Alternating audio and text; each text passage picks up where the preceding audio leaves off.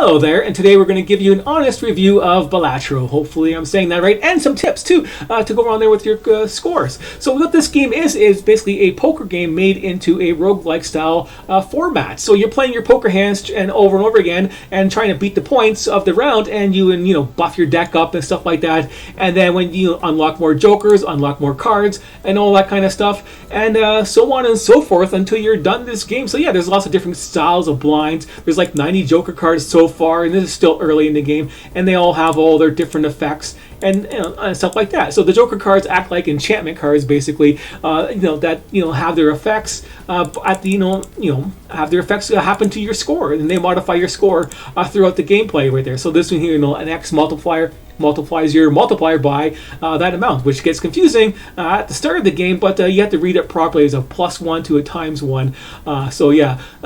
This one here gets like, for example, this is a pretty decent card to use at the start of the game, a +1 multiplier for every tarot card used. And the tarot cards and planet cards are basically buff cards. Like the tarot cards will modify your deck, and your deck can change. You can change all of your decks. You can change them all the same suit. You can change them all the same numbered card, basically. And that's part of the combinations in this deck. And the tips that we're going to go through later on is to use a whole bunch of tarot cards and modify the crap out of your deck to make it really awesome and score the huge amount of points that you can get later on. And that multiplier, if you get this one up to like 20 or so, and this one here would be like, this one here, this joker lies, and it's actually a ×2 multiplier if you have all your jokers, but that's the way it's meant to be, I assume. But if you have this up to 20 and this is ×2, your multiplier here would be ×40, and you times that by the chip count to score your points. And another card like the stone joker you have on there, which will, whenever you play a stone card, it gets +20 chips onto it permanently, and the stone cards are basically just blank cards that have +50 chips on there, which is the best you're going to get for points on your cards, because the other cards, the buff that you can get on there on the other cards is just says, add +20 chips. Well, this stone card starts off with +50, and you want to use those other tarot cards to change your cards into stone cards and stuff like that for the combinations going on. So let's get started on, let's show you my score first of all, so you know that I'm talking about this game and I have some experience in it. Not the best, but I have some experience. My best hand right there is 80 million points, and as you can see, the best card, joker you use right there is Ride the Bus, and that gives you your most points, I think, right away, basically. Yeah, but yeah, got the 77 rounds. Basically, it's 30 rounds of play to get to beat the game, basically, and you can continue playing after it. So yeah, beat it twice, almost got it higher than that on my run. I was 7 cards away on that last joker. We'll go on there to the collections there on the jokers, and I'll show you that last joker, and that's the guy right there. This is like an awesome joker I unlocked, ×5 multiplier, after 23 discards. I got that way too late in the game. I had like 7 discards left, and I had 7 hands to play. One more round and I would have had this card up there, and that ×5 multiplier would have been enough to last me another 30 rounds or so in points, and I was that kind of thing going on there. But let's go on there to the combination right there. We'll go over there and start with the Ride the Bus. What this card does here, if you didn't know, that +2 multiplier, every hand you play that doesn't have a face card, scoring points. So the scoring points matters because you can still play a pair and then knock off a king or something like that. Like you have a king sitting in there and you don't want it, you can play the pair and play the king, and the king will just go to the discard pile. It doesn't count, but it doesn't wreck your Ride the Bus streak right there. So this one keeps it +2 every hand you play, which keeps adding up. So that multiplier on your first hand is +2, +4, +6, and so on as you go on there. So this card gets way better the longer and longer you play it. And this will score your points, and then you want to get other jokers that will have a multiplier on there. Where is it? That was on the first page right there. Like this guy here, which will give you a ×2 multiplier, not just ×1, if your jokers are full, and then if you're empty, you get more.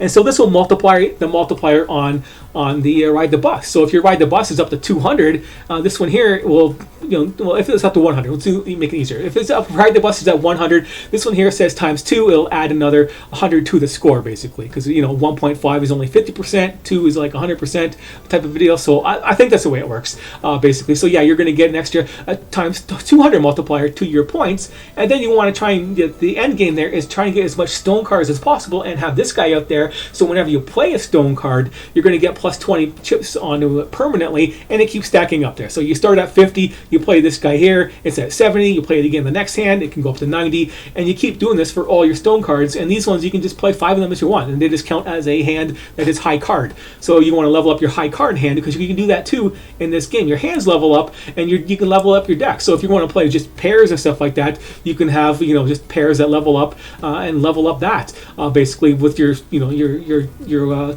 other cards, whatever they're called. They're planet cards, basically. Tarot and planet cards. You use the planet cards to level that up stuff there. But yeah, the other thing to get to that point though, to get all these stone cards, like how do you do that? Well, you have Ride the Bus early as your early card to be able to get the points that you need to pass the hands, and maybe have a joker like this if you're lucky with a multiplier. But the jokers themselves, they can get special effects. It's really rare. Like there's a negative joker effect, and that gives you another +1 to your joker count when you have them out there, basically. Which it means he doesn't count as a joker. When you only have 5 jokers and you get one that says negative, now you have 6 jokers, which is really nice. It doesn't ruin this guy's score either if you're wondering about that. But yeah, then that's a good effect. But the best effect, that's the best effect. But the other best effect, the second one would be the one that has, I think it's called a chromatic or something else. I forget what it's called exactly. But you will notice it will have there on the bottom of the screen there. It'll say times 1.5 multiplier.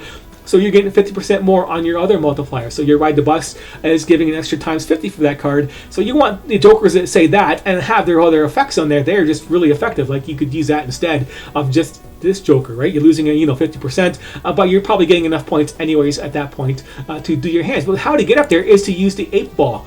So the 8 ball is a really decent card to use because you get a pair of 8s and you get a free tarot card to use. So you get that tarot card to use, and you can use those tarot cards to modify your deck and change more of your cards into 8s, basically. So you can get cards that raise the level of the cards. So like, if you have 2 7s and it does 2 cards at a time, you can raise them and turn them into 2 8s. So right away you get another pair of 8s going on there to multiply that effect. And then what you're going to be doing, your goal is to be turning everything into 8s that you possibly can, and then using the other tarot cards to change the other cards into stone cards as one of the other effects the tarot cards do, or into the buffs for your ace, give them the whole +20 chip counter on them, which is the best thing to do for them for point scoring, at least for me, at least, for getting that way up there. And then you keep on going from that, and then you just modify your deck out totally until it's all 8s and stone cards, basically, or gold cards if you want to collect some extra gold and you're going to get rid of them later on. But I would, you can keep playing jokers like that and going through there and stuff like that, and then you can even modify that effect even more by the other joker there. Where is that guy? This guy right here. If you can get this guy out there, the blueprint guy, because this one will copy the jokers to the right of it, which means you can copy that other first stone card that says it gets +20. Now you play a stone card, it gets +40, and then soon you're going down there and you have 5 stone cards. You play all 5, and they're all getting +40 chips each every round you play, and your Ride the Bus is getting stacked up while you're doing it too, and it's getting more counters on there. So you're building up both multipliers at the same time. And there's even a joker card you want to get that just gives you a free stone card every hand.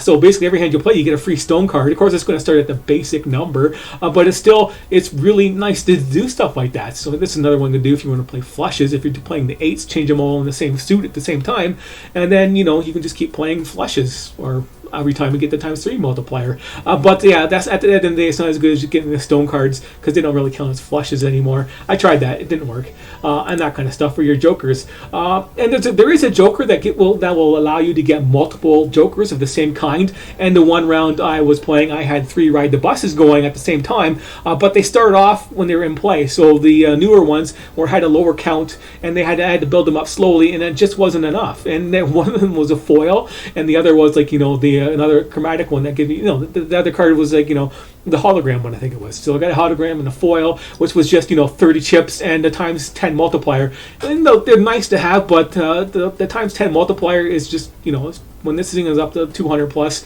it doesn't mean as much. It's still nice to have, of course, but the count on there was more important, and that's why I think the other joker is better, because you can move this guy around. So if you're looking for more points, you can double up on your Ride the Bus, or you can double up on the 8 ball, or you can double up on the stone chip card, and you can move this guy around and then get double the effects of the jokers that's in front of you, including the times multiplier, which was what I was doing at the end of the game, because I needed the points. I needed this guy at ×3 and the other one at ×3, so I was getting a ×6 6 on my ride the bus, which is like at 1,000 at the time or something like that, to get all those points on my chips that were at 1,000 too. So yeah, I was using that stone card there to have my chips, and lots of my stone cards were sitting there at 1,000, worth 1,000 chips each.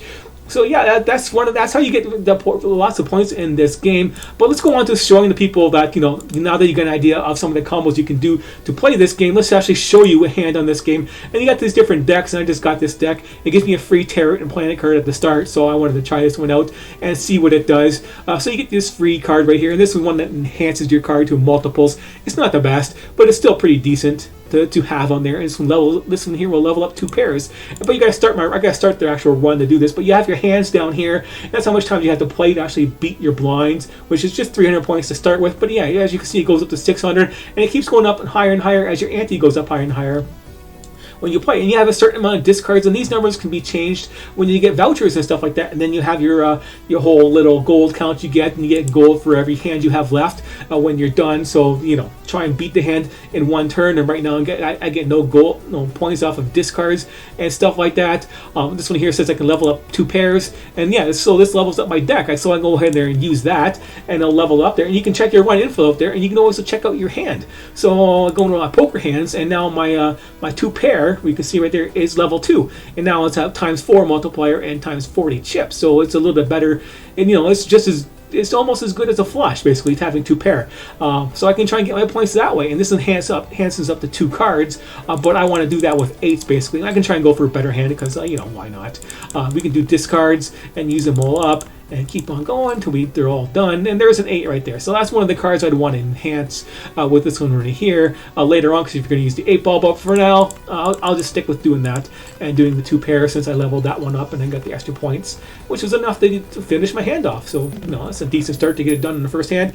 I can get my whole 6 gold there, and start off. And there we go. We got a foil one right off the bat. But this one here is only a multiple if the straight is played. So I get a ×10 multiplier on like a chips. It's still not bad to get because of the foil effect of the +30 chips, which is a pretty decent one to get. But of course, the best one is going to be the one that says 1.5 ×1.5 at the bottom there, or negative to give me a free gold at the end of the day.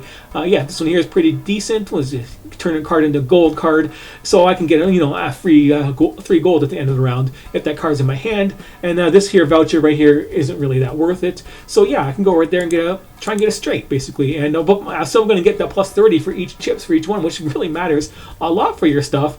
But I don't have any more money left over. I could sell this to buy this one here if I really wanted the gold, and I could do that. But that's part of the strategy of the game, basically. So if I get a straight, I can get really good. But still, that that +30 chips, it works nicely. I can just go ahead and do this, for example, and it'll say +30 for each one. And then I got the multiplier there. That's way more than what a regular hand is worth. But it's still not good enough. I can play a flush now, though, right? I got a flush. I'll play that. So it only gives you a +30 for the one hand, so you don't get a +30 for each card played. It's just +30 on the top of your score. So it's not bad, but that is basically it. So you go to your next hand. All cards are considered face-up cards. So there's another combination right there. All your cards are face-up. And yeah, that one's pretty hard to play, this one here. I should probably buy it though, because I haven't discovered it yet. But this one here is like, an X multiplier, but you need all 4 suits that are played in a hand, and that's hard to do. You're going to have to go there and change, like maybe you're doing the 8 ball type thing and have all your 8s sitting there and tons of 8s just to get that multiplier going. So it's a halfway decent card to use, but you can't be changing your suits on your cards, being sloppy on that. And that's going to be a variable thing, because you got to get lucky and increase your hand size, which you can do with other jokers and stuff like that. So you don't just have 7 cards, you can have like 10 cards in your hand or something like that, and so on and so forth. But that's it for today. So that's my review of this game. Overall, it is just basically a poker game that you keep playing over and over again. So it's a decent game. So it's just basically average for me. 5 out of 10, but it is very addictive, and there's lots of stuff to do, and it'll provide you with hours of entertainment, and you could get addicted to it and play it for days like I've had already. Even though it's still just a poker game, it's still just an average game. It's a little bit better than the rest of the average games out there, maybe, but you're going to get bored of it and burnt out. I'm at the point where I'm basically burnt out of it already. So average game, 5 out of 10.